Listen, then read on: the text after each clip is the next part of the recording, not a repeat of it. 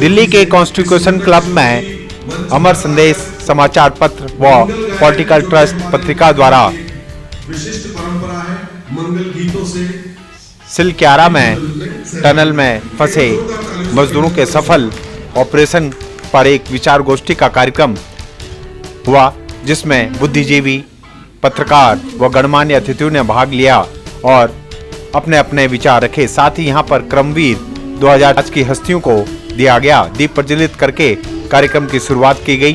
देखिए रिपोर्ट।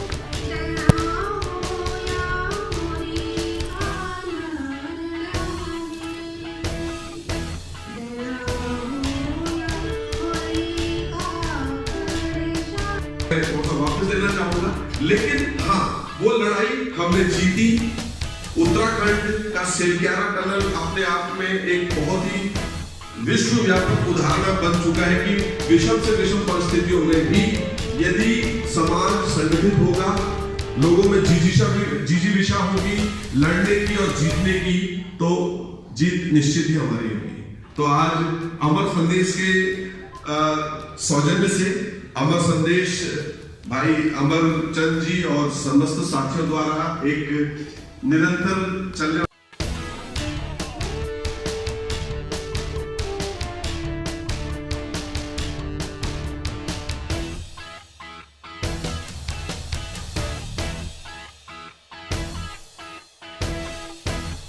मुस्कान के साथ इस कार्यक्रम की शुरुआत की प्रज्वलित से हुई है। मेरा अनुरोध है कि हमारे अतिथियों का सम्मान सबसे पहले मैं अमरचंद जी से और रमेश भाई से अनुरोध करता हूँ कि कृपया शीघ्र आप अपनी भूमिका निभाएं। इस द्वारा सुंदर मोमेंटो स्मृति चिन्ह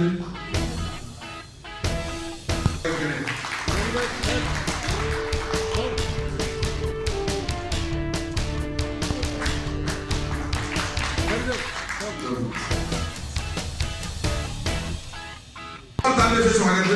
तो आज में कंजूसी ना हो, ऊर्जा प्रांगण में बनी रहनी चाहिए। ऊर्जा के साथ सुंदर शब्द, सुंदर अभिव्यक्ति और मधुर सहभागिता रहती है कई लाइटों में।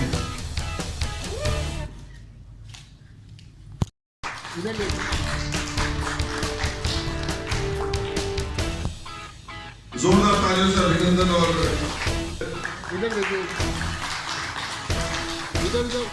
वरिष्ठ पत्रकार जोरदार तालियों से अभिनंदन और धन्यवाद। और कार्यक्रम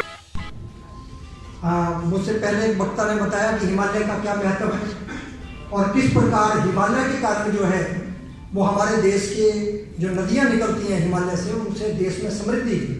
ये पूरी जो सभ्यता है ये बिना पानी के, बिना जल के संभव नहीं है और ये पूरी समृद्धि का आधार हिमालय है। तो उसी हिमालय से हम सब लोग आते हैं, उसको हम देवभूमि बोलते हैं। तो हमें गौरव है इस बात का कि हम उन पहाड़ों से आते हैं जिनके ऊपर पूरी जो देश की समृद्धि है वो उसके ऊपर आधारित है। हम उस हिमालय से आते हैं। टेक्निकल चीजें बहुत बताई जा चुकी है मुझसे पहले। मुझसे कहा गया है मुख्य अतिथि के नाते समाप्त करना है, तो मैं एक समाप्त करता हूँ की टेक अवे क्या है। सिलक्यारा टनल के सफल ऑपरेशन का की टेक अवे क्या है, जो आम लोग बैठे हैं, साइंटिस्ट भी नहीं होंगे ज्यादा, आम व्यक्ति के लिए की टेक अवे क्या है, सबसे प्रमुख बात क्या है, और वो है विश्वास, बिलीव। बंधुओं, जो विश्वास का वातावरण बना है देश में, विचार लो, नम्रत हो, न मृत्यु से डरो, कभी मरो परंतु यो मरो के याद तो करे। यही पशु प्रवृत्ति है कि आप ही चले, वही मनुष्य है कि जो मनुष्य के लिए विचार लिया, ठान लिया, संकल्प ले लिया और फिर बाद में वो सिद्धि में तब्दील हो जाता है। बोले साहब मजाक करके विराजमान सारे गणमान्य और इतनी देर तक धैर्य से इस कार्यक्रम में जो लोग उपस्थित हैं उन सबको प्रणाम है। आदरणीय भाभी निखिल ठाकुर जी, अमरचंद जी, आप दोनों के निमंत्रण पर बहुत विलंब से ही सही लेकिन कार्यक्रम में पहुंचने का मुझे सौभाग्य मिला। इसके लिए और आपके निमंत्रण के लिए मैं आपका आभारी हूँ। सिलक्यारा टनल, जिसके लिए पूरे देश की और समग्र विश्व में रहने वाले भारतीय जो हैं वो 41 श्रमवीरों की जीवन की रक्षा के लिए प्रार्थना कर रहे थे, सबकी सांसें बंधी हुई थी, और जब उनका रेस्क्यू ऑपरेशन पूरा हुआ तो समग्र भारत और भारतवंशी जो हैं उनमें प्रसन्नता की लहर दौड़ी। ऐसे सिलक्यारा टनल के श्रमवीरों का सम्मान करने का यह जो कार्यक्रम है वो समग्र भारतीयों के सम्मान का कार्यक्रम है, और हमारे एक एक प्राण की रक्षा के लिए जिस तरह का संकल्प समग्र भारत का है, आदरणीय प्रधानमंत्री नरेंद्र मोदी जी का है, जिस तरह से वहाँ के मुख्यमंत्री आदरणीय पुष्कर सिंह धामी और हमारे केंद्र के मंत्री आदरणीय वीके सिंह वहाँ लगातार जमे रहे और हर संभव विश्व की जो भी तकनीक उपलब्ध थी उस तकनीक के माध्यम से जिस तरह से श्रमवीरों, और उनमें सबसे बड़ी बात जो श्रमवीर वहाँ फंसे थे उनका जो मनोबल था, उनका जो धैर्य था, उनकी जो जिज्ञासा थी, उसको मैं प्रणाम करता हूँ। उसके 4 मूल कारण हैं।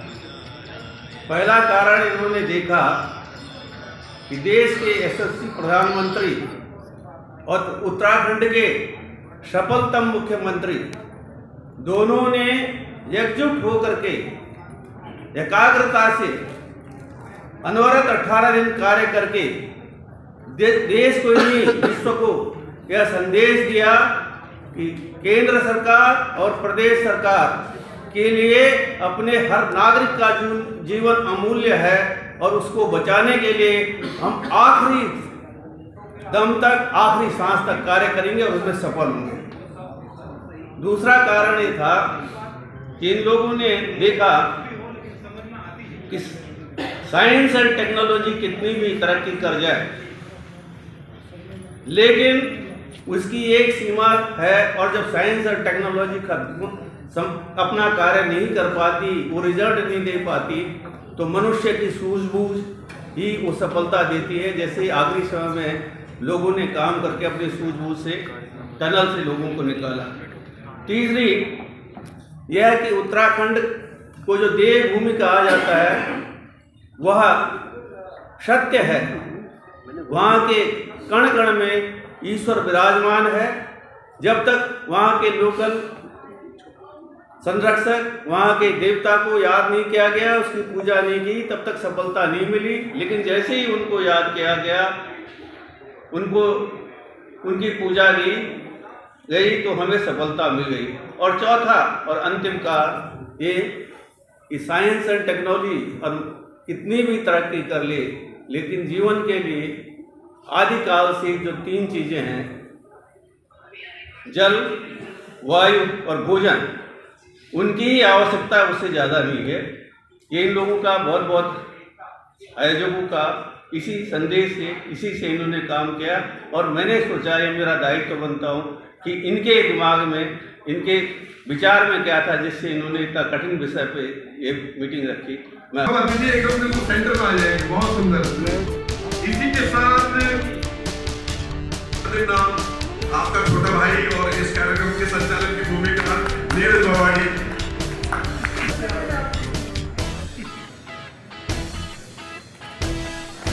हमारे पकवान है उनका निरंतर प्रचार प्रसार व्यावसायिक रूप से, क्योंकि वो है वरिष्ठ, हमारे वरिष्ठ रमेश चंद जी का शौक से सम्मान और मोमेंटो से सम्मान।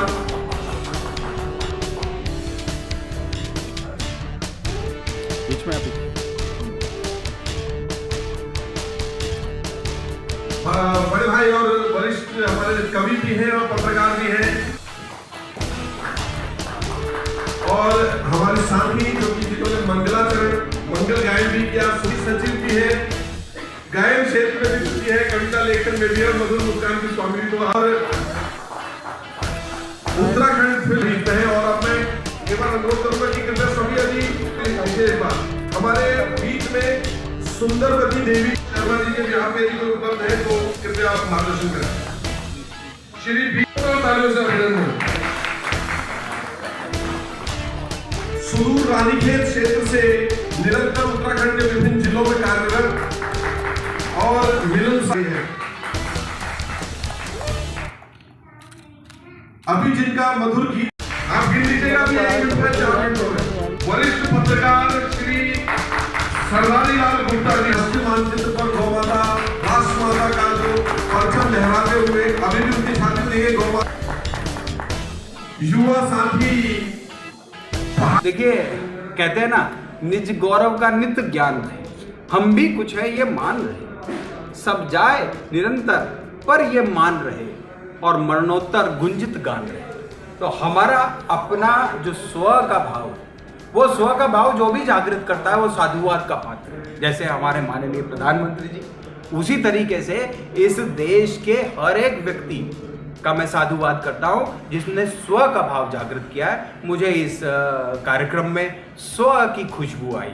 जो भारत का स्व है, भारत के लोगों ने बड़ी से बड़ी आपदाओं का मुकाबला किया है, और उस मुकाबले में और उसके ऊपर जब हम बार बार संगोष्ठी करते हैं, बैठते हैं, बुद्धिजीवी के बीच में मंथन करते हैं, तो मुझे ऐसा लगता है कि तब